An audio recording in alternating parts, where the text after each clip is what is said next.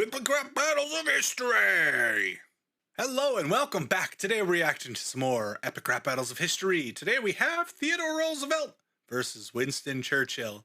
That is quite the matchup, actually. Let's get right in. Oh, that old-time beat. Winston Churchill! Winston! Theodore Roosevelt! Bully, a challenge! I love competition! Now where would I mount the stuffed head of a Winston? I'm into fitness, digging digits through an isthmus, rough riding down a Cubalac. What's up, bitches? My rhyme's pure like my food and drugs. I'm an American stock, and you're the British Alma. I mean, for Christ's sake, look at that mug! At least grow a spruce mustache and cover part of it up! And let's face it, you're not all that great! You tossed away lives in Gallipoli like they were scraps off your plate! Your whole miserable country is the size of one state! You see my way to running that without donning my pants? Go toe-to-toe with me, you bloated drunk old man! Why don't you do-si-do on over to a 12-step program? Bust a trust fund lush with my American muscle! So walk softly over here and give my big stick a suckle! Pass me a cigar. That was good. I barely had time to talk through that because that was really good. Oh God. Churchill was a beast, man. He was absolutely a beast. So I like to do these verse by verse. We listened through the first verse. Now let's go through it in a little more detail. Bully, a challenge. I love competition. Winston was actually quite famously known for being an extremely competitive person, both with sports and in hunting, things of that nature. Now where would I mount the stuffed head of a Winston? He was a very manly man. Fitness digging digits through an isthmus, rough riding down a Cubalac. What's up, bitches? That's a really good call out there because they used to use a picture of they used to use a picture of Roosevelt, right, in their announcements for ERB, and they would have it, the cut move of the mouth like that. So it's kind of cool that they kind of got that reference in. I keep my rhymes pure like my food and drugs. I'm an American stock, and you're the British Alma. The British Elmer Fudd. Oh God. Now I don't know. Did Roosevelt have a drug problem? I actually don't know at all. For Christ's sake, look at that mug! At least grow a spruce mustache and cover part of it up! And let's face it, you're Oh, so this is kind of a reference to Mount Rushmore, right? Because we got the big face. He's leaning against it. not all that great! You tossed away lives in Gallipoli like they were scraps off your plate! Yeah, Gallipoli was yeah, let's leave it at that. Country is the size of one state! A lot of people underestimate how big the United States is. It is massive. There's a lot of countries that are very big on the world stage that are the size of one state or maybe two states. But we have a lot of land. We're not as big as Russia or anything like that land-wise, but we got a lot. My way to running that without donning my pants? Go toe-to-toe with me, you bloated drunk old man! Why don't you do-si-do on over to a 12-step program? Yeah. So, of course, Churchill was quite known for his drinking and his smoking. He drank and smoked a lot. Trust fund lush with my American muscle. So walk softly over here and give my big stick a suckle. Pass me a cigar and a large glass of brandy. I'm about to take you up prematurely, like your family. I'm the Prime Minister, fresh in a hat and dinner jacket. You look like a mix of Epic Lloyd and a Pringles packet. I was saving the planet from an breaking the fourth wall. While you were back home opening national parks. Yes. You were born asthmatic. You're going to choke hard while I wake up every day and chain smoke cigars. I'll fight you on the beaches, I'll fight you on the beaches. Any way you want to fight, I'll fight you and I'll beat you. See, I might be battling you even though I'm toasted, but tomorrow I'll be sober and you'll still be roasted. My parents died with... Ooh, Churchill coming in with the strong rebuttal. Okay. Get over here and give my big stick a suckle. Pass me a cigar and a large glass of brandy. Kind of going back to the fact that Churchill was known for drinking and smoking a lot. I'm about to take you out prematurely, like your family. Ouch. That's even for a rap battle. That one's rough. Of course, Roosevelt's family died when he was young. I'm the Rhyme Minister, fresh in a hat and dinner jacket. You look like a mix of Epic Lloyd and a Pringles packet. Yeah, he had a pretty, what do you want to call it, kind of trademarked look, right? He was always wearing his kind of bowler's hat, always wearing that dinner jacket, always had a cigar, always drinking brandy or whatever he drank. You could tell his look, right? And this guy, they're breaking the fourth wall a little bit, but Roosevelt appears to be played by Epic Lloyd. So they're, of course, mixing him with the Pringles man, which is not wrong. I was saving the planet from an axis of darkness while you were back home opening national parks. Of course, in the war, the United States tried to stay out of it as long as possible. We were like the last people to enter it.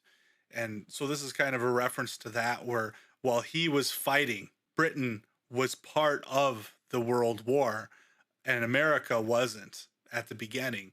And Theodore, of course, is also very well known for creating the national park system. He was a nature lover. He loved nature.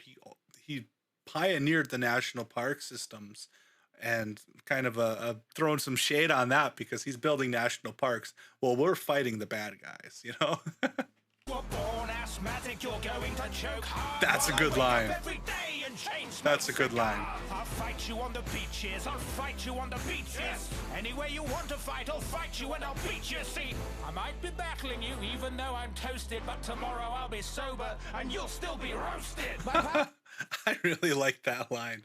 I might be battling you even though I'm toasted, but tomorrow I'll be fine and you'll still be roasted. Wow. Points for that. So, I don't know. First round, I'd have to say probably actually goes to Churchill. Not by a huge margin, but he just seemed to have a little more oomph to his kicks, you know? Parents died when they were young and it was morbid, but at least they didn't ditch me when they were alive like yours did. Oh shit, World War II soon. Well, Teddy's dropping bombs, so you best go. Hadn't you do? You should be ashamed of your military honor. Everyone knows you're back at home, like thank God for Pearl Harbor. Don't worry, the U.S. will give you a pass. Just change your poster to keep calm and kiss my cousin's ass. Set it out. Oh my God. That was a short one, but it had some punches in it. Wow, that was good. So he's coming back hard. Even though I'm toasted, but tomorrow I'll be sober and you'll still be roasted. My parents died when they were young and it was morbid, but at least they didn't ditch me when they were alive like yours did. That is the ultimate comeback there. Yeah, my parents died when I was young, but yours didn't. Where were they? Oh, jeez. Oh shit, World War II soon. So now we get the World War II reference. Another World War II reference to us dropping the nukes on Japan.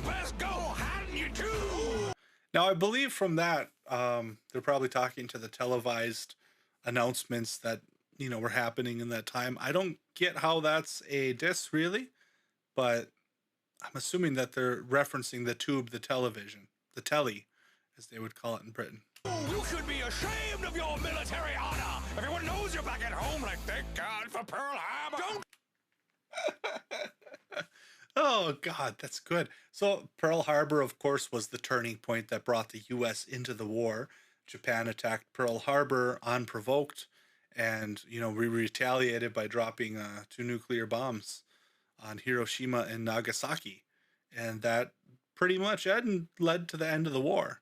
So yeah, that was whew, the whole world's like, thank God for Pearl Harbor, except for the United States, of course. But yeah, it brought the war to a close. We talked quite a bit about the nuking of Japan in previous videos, so I won't get into that here. Don't worry, the U.S. will give you a pass. Just change your poster to keep calm and kiss my cousin's ass. I like that. I like that a lot. The United States was originally British colonies. There was 13 of them. And eventually, at some point, due to taxes without representation, the colonies over here declared their independence from Britain. King George, I believe it was. And yeah, that was basically it. It was like, well, hey, if you're going to tax us and not represent us in Parliament and not represent us in other ways to control and help share the power, then you know what? We're going to be our own country. We're not paying your taxes on the tea. And they dumped all the tea in the Boston Harbor. So We came from Britain. A lot of the founding fathers, if not all of them actually, were British. So we have a very strong relationship to Britain. And over the years, it's turned from a rebellious relationship. We won our War of Independence, and it's turned into we're now amazingly great allies on the world stage because we have so much in common because we came from Britain. Of course, America's a melting pot, so there's a lot of folks here now, which is great, but a lot of our founding fathers were British. So you could look at us like cousins almost on the world stage. Steady there. I don't think it's very fair for a British bulldog to melee with a teddy bear. You're no man, you're an overgrown Boy Scout. I should stuff you in I a like pram that. just so you can throw your toys out. Then put your fat head on a mountain to save face. But if Rushmore was a band, then you'd play bass. Oh no! The dude's about to lose the bout to Churchill. Oh. If a bullet to the chest won't stop you, my words will. Why would you? Bullet can't stop the Why would you? Why would you bring that up, Churchill? That's okay. We got to go back and that was pretty good though. Just change your poster to keep calm and kiss my cousin's ass. Steady there. I don't think it's very fair for a British bulldog to melee with a teddy bear. Theodore Roosevelt, his nickname was Teddy Roosevelt, so Teddy Bear. You're no man, you're an overgrown Boy Scout. Yeah, he was a very, very manly man, kind of like we talked about earlier. He loved nature. I believe that he was involved in Boy Scouts, but I mean, he loved nature. He was all about that: the camping, the fires, the knots, the fishing, the hunting, etc., etc. Very sports. Not much more to say there. I should stuff you in a pram just so you can throw your toys out. So for my American viewers, a pram is what we would call a stroller, basically. You put your kid in there and they toss their toys out, and it's annoying because you have to keep bending down and picking them up. Put your fat head on a mountain to save face. But if Rushmore was a band, then you'd play bass. Look at I never understood the stereotype of bass players. Man, bass is cool. What are you guys talking about? I'm not a bass player, by the way, but I've always thought bass was super cool, but they have a reputation in bands for some reason. the dude's about to lose the bout to Churchill. Oh, Then you let's play hear that bass. again. Look at Roosevelt. The dude's about to lose the bout to Churchill. That was a nice back and forth there. That was really cool. If a bullet to the chest won't stop you, my words will. Okay, so this is a faux pas. This is a mess up, Churchill. You should not brought up the fact that Roosevelt got shot because he survived it and he was a beast about it. The guy's an absolute legend for this incident and how he handled it. Basically, Roosevelt got shot in the chest and went and gave his speech. Went and gave this speech right after getting shot. And then after he was done with his speech, which went for like an hour and a half or something like that, then he let the doctors look at him. Like, what? Guy's a freaking legend. Don't bring that up.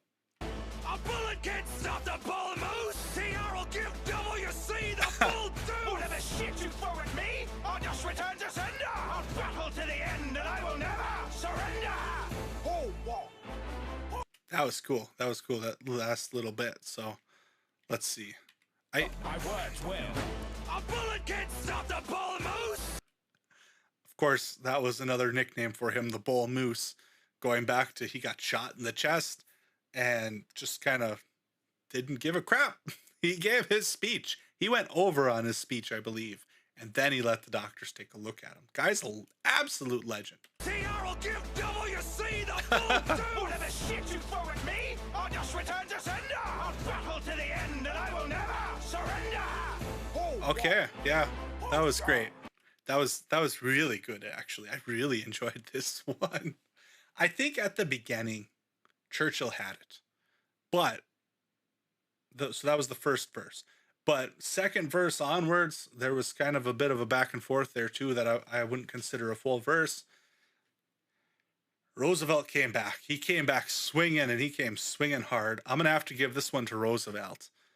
Very well done, especially Churchill's mess up at the end there, where he brought up Roosevelt getting shot in the chest. You don't do that. You're propping him up for a really good comeback. Anyway, thank you so much for watching. I really appreciate it. Drop me a subscribe if you want to see more and you enjoy this content. It helps me out more than you can know. I appreciate you guys, and I hope you have a wonderful day.